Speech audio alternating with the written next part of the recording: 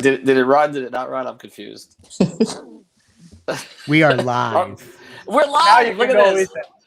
I don't. Thank you. I never know. Okay, as long as I'm not. Sorry, I'm not, I got pausing. distracted All right. by this guy. Look. Well, today you're at the arena. I know. Oh, that he's on time. What is that? Okay, I'm confused. All right, first I don't show up. He's on time.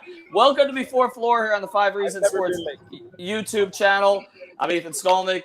Going across the way here, Ricky J. Mark, Jonathan Ramlakan in his Vertigear chair, Brady Hawk, Greg Sylvander, and then Alejandro and that Alex dude right behind him. We caught him smiling.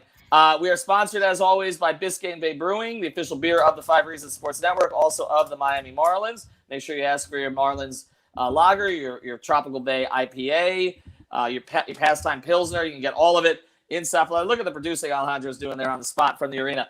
You can get all of this at your local convenience store, your local Publix, and pretty much anywhere else. But you got to ask for it by name. Because some places they're stocking it, but they don't necessarily have it on the menu yet. So ask for it. But this is one of the top-selling beers at Whole Foods and other locations because people really like it. I am a fan of the Tropical Bay IPA in particular. You can also find it at stands at the arena. So it's at the FTX Arena. They've got two different stands, one on the 100 level and one on the 300 level. So if you're heading down to the game, make sure you get it. And when you get it, say, hey, we heard about you on Five Reasons. All right, let's get to it. Heat Celtics. I am not there tonight. So they have a better chance of victory. Alejandro is there with Alex right there wearing the exact same shirt. The Heat play a Celtics team. The Heat play a Celtics team that comes in a bit of a mess right now, guys. We really didn't know where to place them kind of in the Eastern Conference after now Alex is on. We really didn't know where to place them in the Eastern Conference because, again, Tatum, Smart, Brown, but some changes, Dennis Schroeder, etc.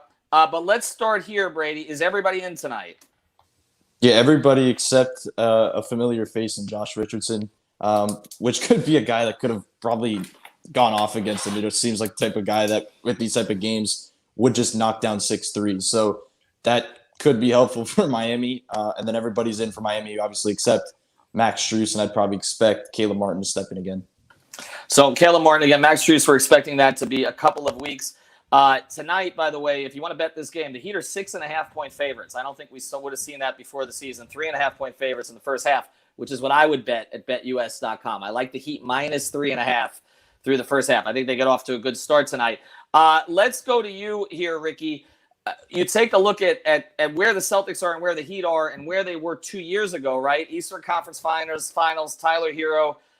The Heat take a small step back last year. The Celtics took a bigger step back last year, and it doesn't seem like with their recent personnel moves like they've really recovered it. Yeah, I think it should be said with regards to Josh Richardson's injury. Brady, correct me if I'm wrong. It's a foot contusion, right? I think so. Yeah, never let it be said that if you step out of bounds enough times, eventually the line is going to start hitting back and hurting you, as we've seen with this injury. You are absolutely right in when you say that the Celtics have taken a potentially bigger step back, and I think they could have this season taken an even bigger step back on top of that, especially considering the fact that now you're starting to have issues in the locker room, issues that didn't exist, that to the best of our knowledge didn't exist when Brad Stevens was coaching that team. I don't think it reflects very well on Ime Udoka, but then again, unfortunately, a lot of times coaches like him get handed dumpster fires and then blamed for it in the end. But ultimately, I think when you have these two teams, if you told me that the Heat would be in a worse off or a better situation than the Celtics are right now, I would have been a bit skeptical. So I'm pleasantly surprised to see Miami in position based on what we've seen thus far this season to win a championship this season based on their defense, as opposed to the Celtics, which seem to be getting worse and worse by the day. Greg, we saw the Celtics come in last year. Peyton Pritchard doesn't get boxed out by Tyler Hero. One of many things that went wrong for the Heat this year. But again, from a depth perspective, I don't even know from a point guard perspective. I don't know if you say that Schroeder versus Kemba Walker is an upgrade or not, considering that Kemba was out a lot last season. But the Celtics are kind of thin inside. Like there's a lot that the Heat can take advantage of tonight. Yeah, it's interesting. I was just looking around, just looking at some stats. Shout out to Tony. they're first in the league in block shots, so that's got to be a lot of Robert Williams action, right? I don't know what he's averaging. That was where I was Horford trying to is go too. next. Yeah. Oh yeah, Horford, he's leading the league. That's the guy who's doing it. Thank you, Alex. Look at that with the assist coming out of nowhere. This is the other interesting thing about them. I feel like that they are a team. They need a win like this. The Celtics do. Mhm. So I'm a little leery of this game, honestly. Like the Heat should win. They should get off to a good start. They have the advantage. They're at home, et cetera, et cetera. We could go on and on, but like there's an element of this game with the minutes. I think Tatum and Jaylen Brown are both in the top 4 in minutes played so far this season. So like with those guys, like they're going to get a ton of action tonight. They're on the third game in 4 nights, second night of a back-to-back.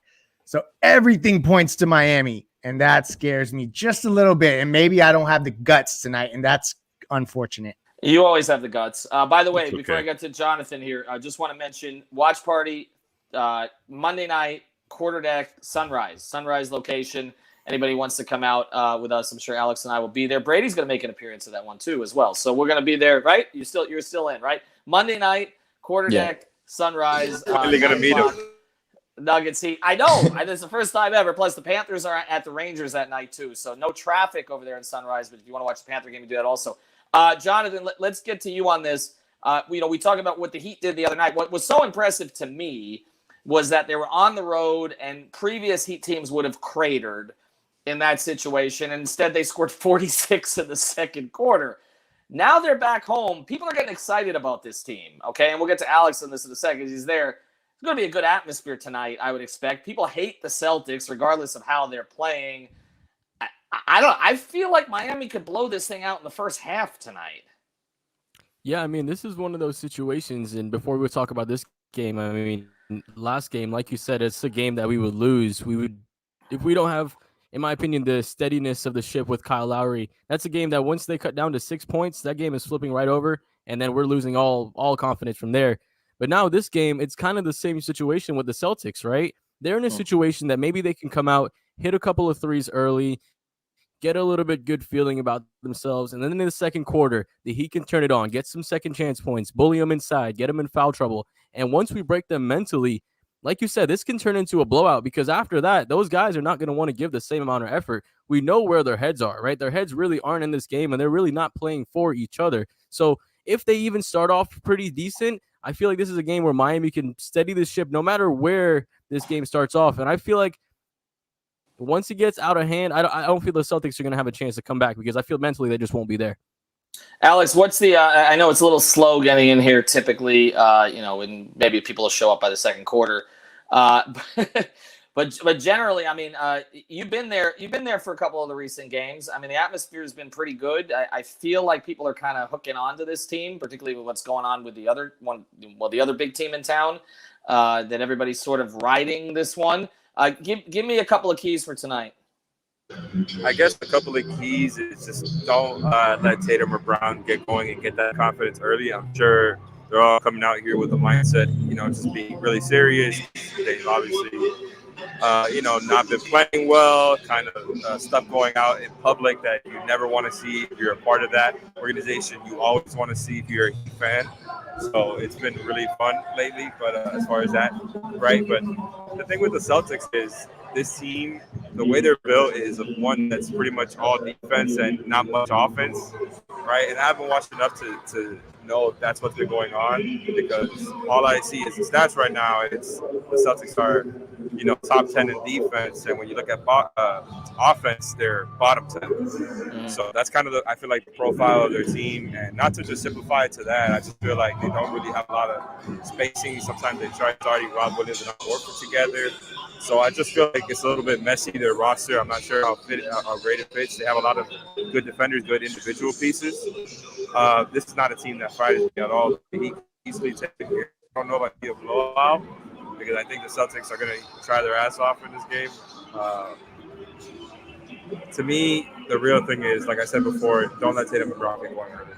And by the way, earlier on, Ricky said something about how this wouldn't have happened under Brad Stevens, and just under full petty here, I'm going to point out that this did happen, and didn't it happen during the conference finals of Heat Celtics?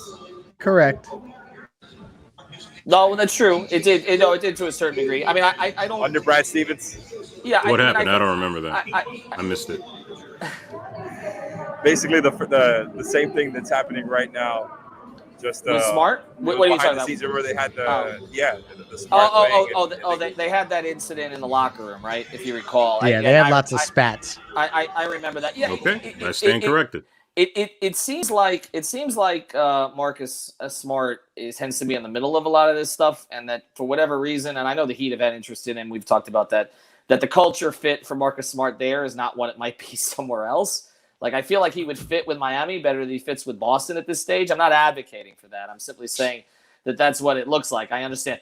Something for Brady here. One thing we do want to mention, prizepicks.com. My guys, David and David, threw this one at me. I like Duncan Robinson over 10.5 points tonight. Again, I think his number's still reasonably low, and I still am kind of waiting for that breakout game. So that's kind of what I like. If you want to go to prizepicks.com, use the code 5FIV. I think Hero is 17.5 tonight. I don't know if I would play that one. I don't feel as comfortable with that one. Brady, let's go to you on this. Who guards Tatum? I think the immediate thought is Jimmy, but I honestly think they started with PJ on him. I think maybe we see Jimmy on Jalen. It just reminds me of the Kevin Durant matchup in a lot of ways, where he can get under his grill, where Tatum's going to take 25 shots, probably 25 to 30 shots like he has so many times this year, where you just got to make him uncomfortable, and he has been pretty uncomfortable through the first, 7 or 8 games of the season. So I think you try to continue that. You're comfortable, at least with your back line and your bigs against a team like this. I think you trust Bam. You don't really need him as much on the perimeter as you did against a team like Dallas, where I kind of said I thought that he'd be guarding Luka a lot on the perimeter and blitzing. This feels like one where he's on the block a lot with guys like Robert Williams. And I think the matchup is probably PJ on Tatum and Jimmy on Brown, which I think makes sense with the Brown matchup, because I feel like that's the one that scares you more. Like, if you're looking at this, like the Jaylen Brown explosions happened so many times this season, that's when you're looking at. I think Jimmy, the quickness of Jimmy is kind of better there. We talk about Lowry. Jonathan, you were mentioning him. We've seen now 2 straight good shooting games from him, where he's picked it up, considerably, but it still feels like, to a certain degree, like shooting is like the last resort for him. And I don't know necessarily that he'll press the action tonight. Yeah, this is one of those games where you probably see him feeding other players a little bit more. There's a couple of mismatches that I really like. I mean, Bam versus anybody down low is a mismatch. Jimmy's going to pretty much be able to bully anybody once he gets to his spots anyway. So I can see this being a game where he focuses on setting everybody else up. I mean, you have the backcourt of Jaylen Brown and Marcus Smart. That's a pretty good defensive backcourt. Going to make it a little more tough for Kyle to get his offense going, but I still think he can set everybody else up. Yeah, I mean, we see Marcus Smart on Kyle, I think, try to take out the head of the snake here tonight a little bit, which, again, is why I do think we could see maybe a little more dribble handoff tonight, Alex. We haven't seen a whole lot of that with Duncan. I feel like there's a game coming where they unleash that some, right? Like, I mean, they've run very few reps of it. Yeah, you're right. I mean, when you say very few, I think that's more like relative to what they've done over the past couple of seasons, right? Because they're still running, but it's just gone down a whole lot. As you see Alejandro down there by the court getting film of Dedmon shooting, and who else that is? No other pregame show provides you that live court coverage, folks. That's a good point. That's a good point. And a celebrity just showed up here. We just got a celebrity in the house. Nekias Duncan? Oh, my God. Oh, my gosh. Nekias Duncan game? Right now. Wow. What is that? Ask for an autograph. Yes, that's right. That's the only way he'll text back, so that's okay. That's fine. The man he's a busy man. He's a superstar. But what was the question again? Dribble handoffs? I don't know. Dribble handoffs. You know what? I'll go to Ricky. Say hello to Wait, Ricky. I have something on that. Okay, go ahead. I actually have something on that. So as far as shot distribution, the Celtics are actually giving up a whole lot of threes, right? And I just had it pulled up, so I'm stalling as I bring it back up. I had it, but I'm pretty sure they were in the bottom 10 as far as three-pointers allowed and three-point rate allowed.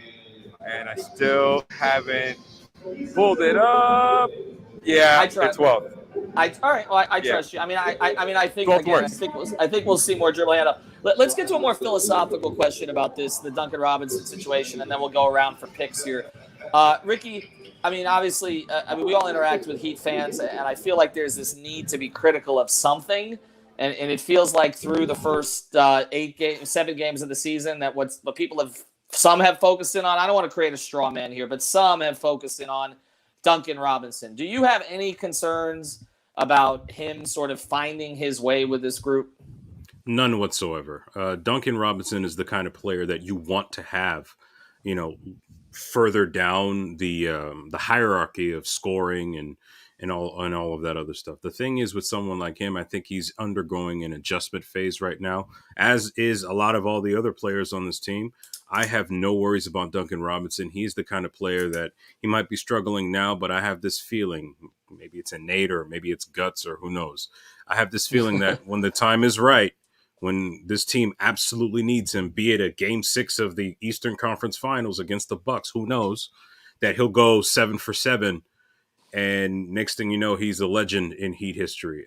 This thing with Heat Nation looking for an excuse or looking for someone to blame, I mean, I don't know. Maybe there's this innate desire to be miserable in the midst of victories. But either way, look, Miami is on a tear right now. Duncan Robinson might not be doing as great as people might be expecting, but look, he will be there. Shooters shoot. Water always finds its level, as Ron Rothstein always likes to say. And I have no worries because that's just the kind of player he is. Well, and you mentioned it. They want to be miserable. I mean, I can't tell you how many texts, tweets I had to fend off about Chris Bosh during the big 3 years. It was just constant. Suffering is the human condition, Ethan. And now those same people were celebrating Chris as a great Heat player and a Hall of Famer and all the rest of that. But I can tell you that a lot of those same folks, would not leave him alone for basically 4 years during the entire big 3 era. So it just sort of happens. To me, if the team's playing well, then obviously if he's a starter on a team that's functioning at this level, he's doing something correct. Okay, I don't even need to watch the film on that to know that. And to that point on Duncan quickly, all this, and he is 2 games away from hitting a 3 to tying his franchise record of 57 consecutive games with a 3-pointer made. So like all this talk, and he's still at least providing you a little bit of spacing, the gravity. So, I mean, I just think that there's elements of this that fans just, they're always going to fiend for the transactions. And we know that here at 5 on the floor. Well, that's right. And look, the transactions fuel us, but I mean, it's October. I mean, it's November. I mean, and the team is 6-1. We don't need to talk transactions. And he can't be traded till March.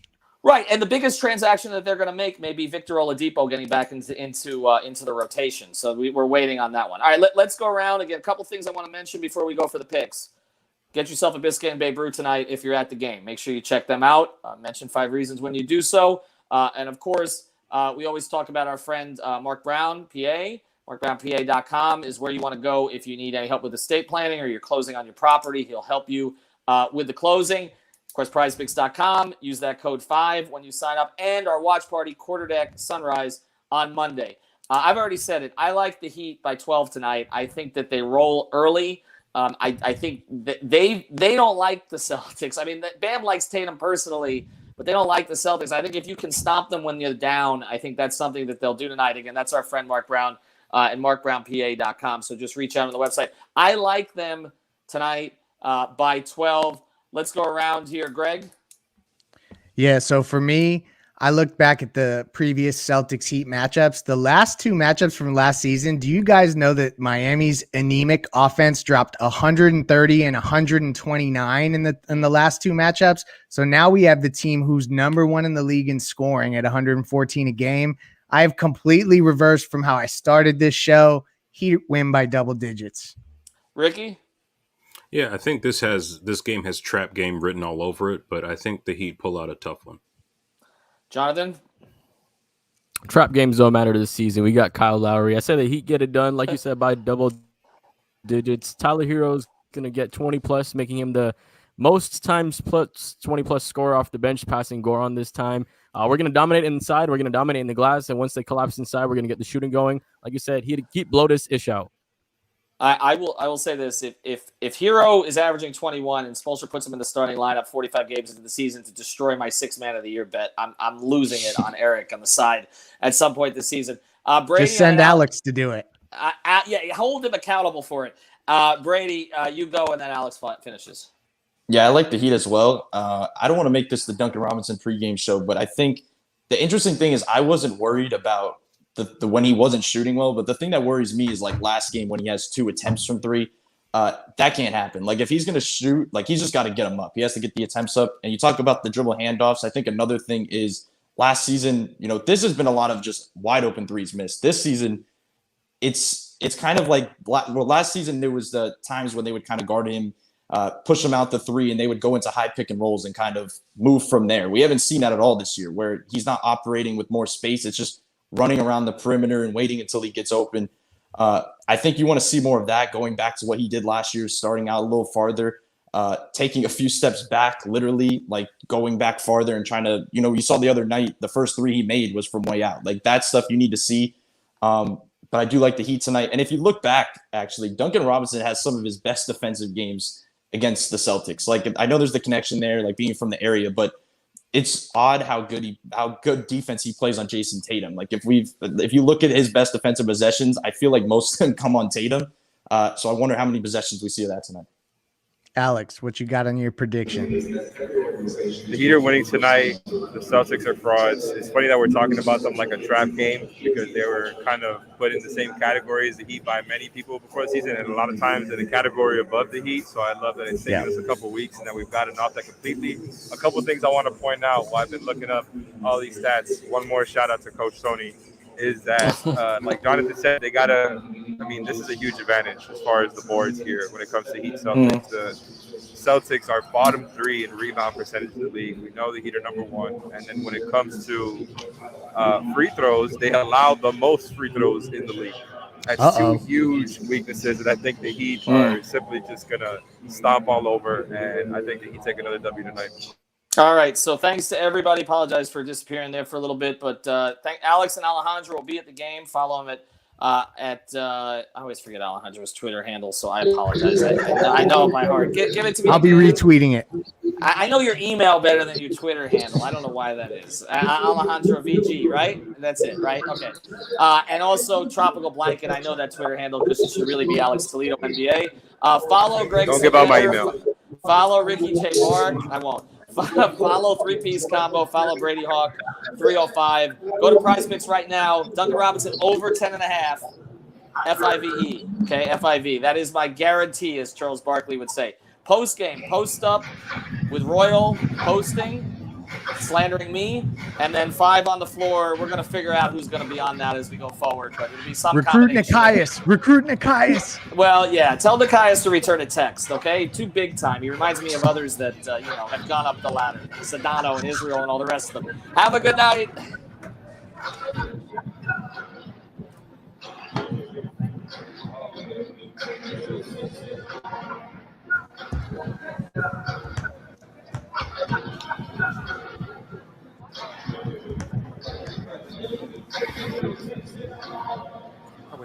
Probably not a great first one to start with, but we've seen 5 or 6 positives around the league in the last few days. Do you talk to your guys about still out there? Does that ever come up that still do what you have to do, be vigilant, all those things, because some teams are starting to deal with it. Yeah, we have talked about it, and it is a reality, that it still is out there, and you have to be as vigilant as possible, particularly on the road, at home, just being smart about everything, and hopefully it changes, and we'll be making the booster shots available pretty soon. Coach, you are an advocate for this profession, so it's got to feel good when someone from your hometown, someone who has worked hard as a player and as a coach in this league, gets this opportunity with a storied franchise. Yeah, and I've known Ime for a while. I think his story is great. All the basketball experiences that he's had, overseas, as a player. And obviously coaching, with the Spurs, for so many years. I just makes him such a qualified coach. And I feel like I know his staff really well. It's like it's a prerequisite. You have to be from Portland. These are all guys that I knew,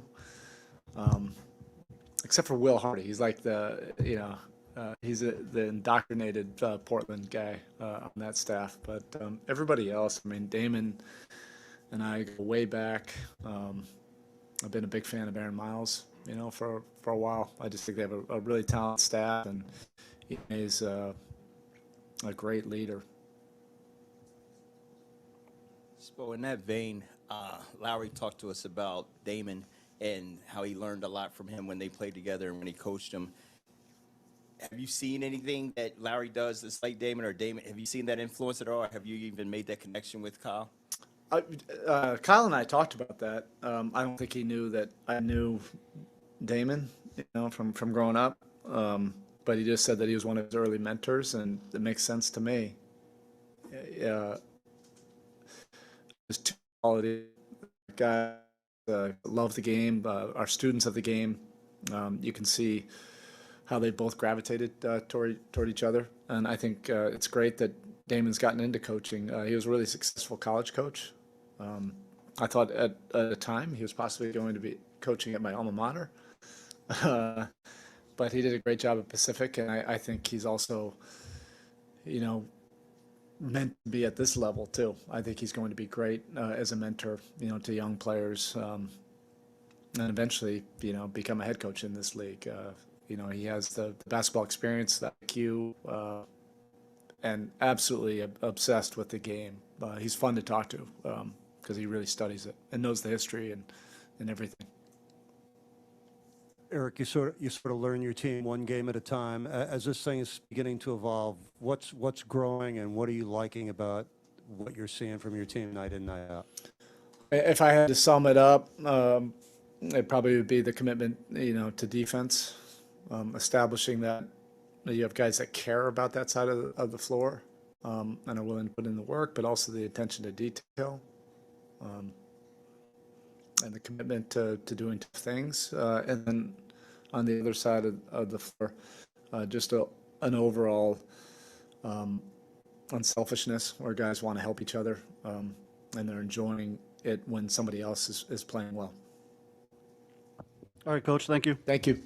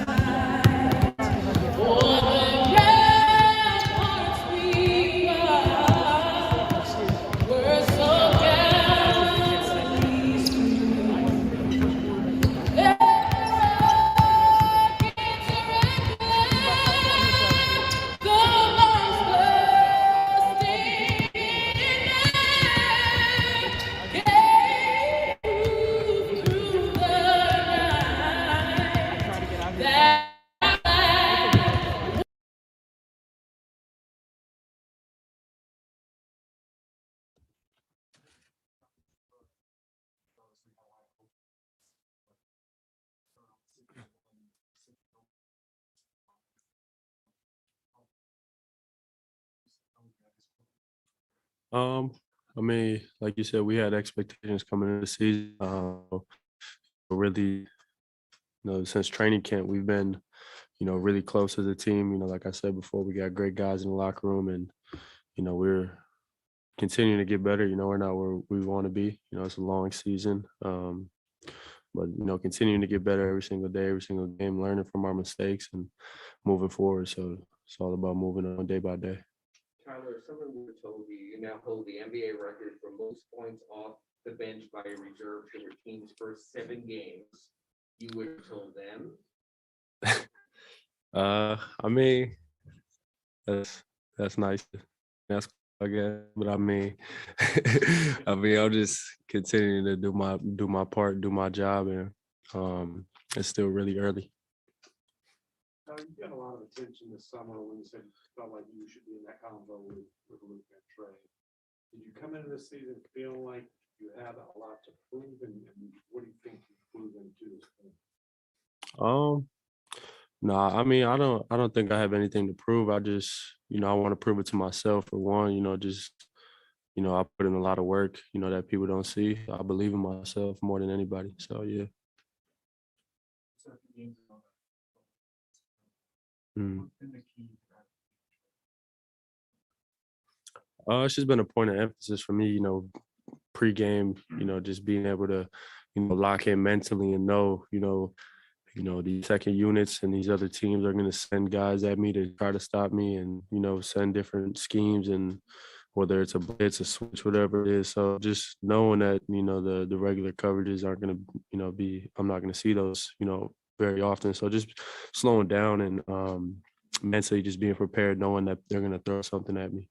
When you had the run in 2020, you had your big games against Boston. A lot of times it was one guy taking it upon themselves and having to get it done.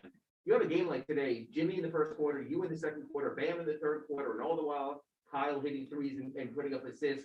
How different does this feel than having to ride this single hot hand? Yeah, I mean, like I always say, we got a bunch of guys who are really unselfish, a bunch of guys who can, go off in any quarter, whether it's, 10 to 20 points in a quarter. We got, multiple guys that can do that. So like you said, one quarter, maybe me, Jim, I think every quarter in every possession, teams are on their heels because they got a, game plan for a lot. All right, Maddox, we could take some via Zoom. All right, we'll go with Cooper Moorhead, Heat.com. Hey, Tyler, with what this group is asking of you to be, not all the time, but a microwave scorer off the bench of sorts, how are you determining what's a good shot and what's a bad shot, or do you even think like that? I mean, I'm just a basketball player. I make the right play, whether it's a shot or, I set a teammate up.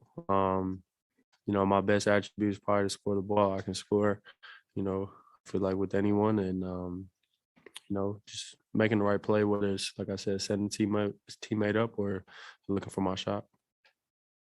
Appreciate it. All right, up next we have Nick Garrido, WSVN. Go ahead. Hey, Tyler, between playing with Kyle this year, it seems like your personal life, you're happy, off the court as well. Just wanted to ask you, how much more fun are you having this year so far? Having a lot of fun. All right, up next we have Brady Hawk, 5 Reasons. Go ahead. Hey, Tyler, it looked like Dallas was really closing off the rim against John when you drive, just quickly shifted into that outside shot. Just, do you feel like you're really type of quicker this season where you can react and adjust to what the defense is giving you? Yeah, just, I feel like I missed, I think my first 2 shots were bunnies that I missed that, usually fall for me. But just sticking with it, if I miss the first 3, 4, 5 shots, just staying confident, knowing the next shot is going to go in, and not letting the misses get to me mentally. I just, keep at it. All right, Tyler, that's it. Thank you.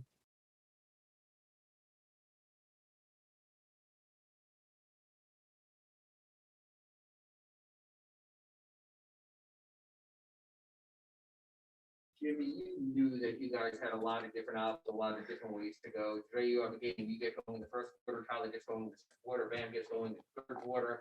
Kyle all along is hitting threes and making assists. What's it like to have so many do so much at the same time?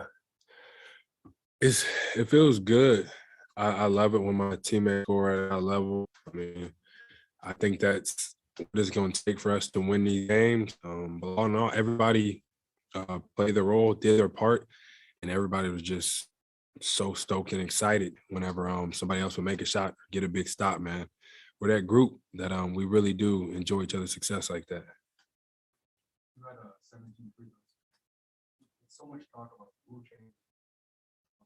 Were you ever worried? Not at all. I don't think that I flop. People actually foul me. And if you don't call it, you don't call it. I'll be all right.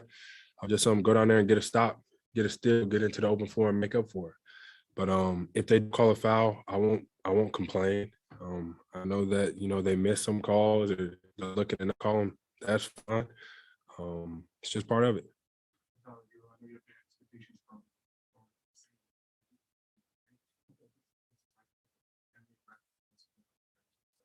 Oh, I didn't know that. But I mean, the world knows that he could score the ball with the best of them. We need him to keep doing that, keep that confidence high, and come out and jack them up like he always do. That's what we tell him to do. We love that, Tyler.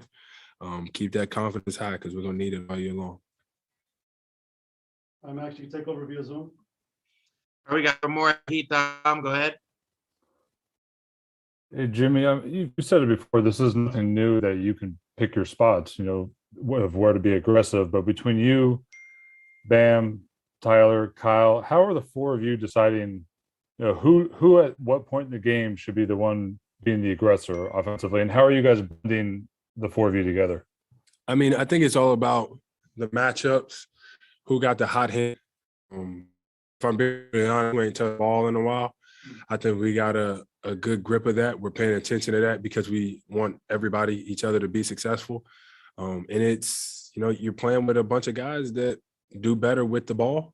And Kyle's phenomenal at getting every other ball where they want to have the ball. He's not afraid to get a turnover or throw a lob. When I tell him don't throw a lob and I miss the layup, that's his fault. I told him not to throw it anyways.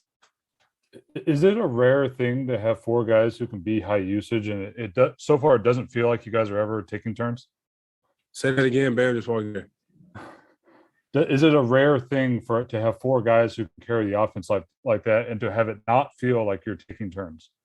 It is, but it's because we don't really care who scores. As long as we win, we're all happy. As long as we win, we all did our job. No matter if somebody scores 2 points, no points, or 25 points, we win. Everybody's happy. Thank you, Jimmy. All right, Jimmy, that's it. Thank you. All right, so Bam's up next. First half, you sort of wanted to make a statement in the third. Was it because of what they gave you, or did you sort of look at where you stood at halftime and said, I can do more against this team? Definitely first half, I played terrible. And that's just me and my mental. That's me getting in my head. That's me being accountable as a leader. I can't have those type of halves. So the second half, base, turn it up 13. And I did. We got the win. Satisfied.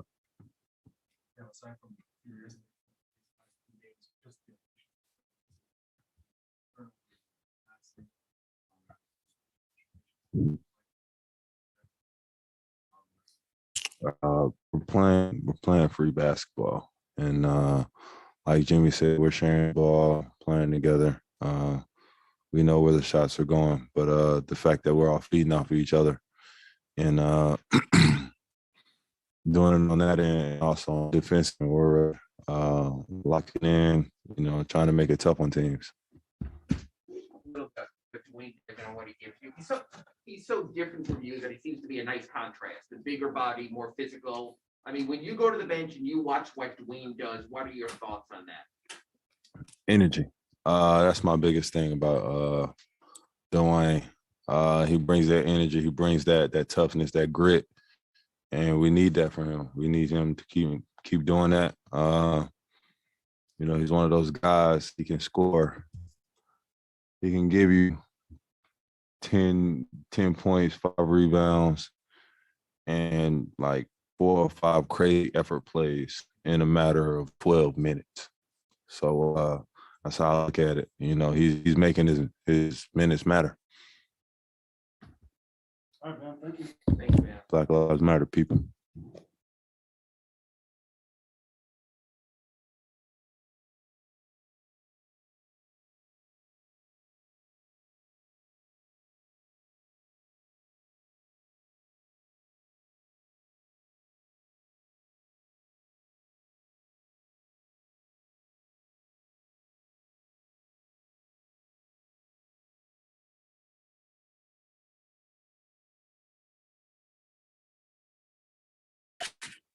Did you?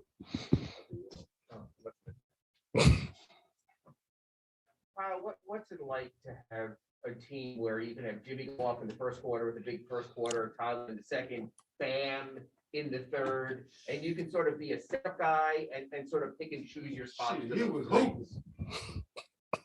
Or that. Nah, man, you got guys that are very talented on the basketball floor. You know, the opportunities that are out there for all of us to be successful are prevalent in what we do and how we move and how we operate. No one cares who's got the hot hand or who's being successful, and that shows the signs of a successful team.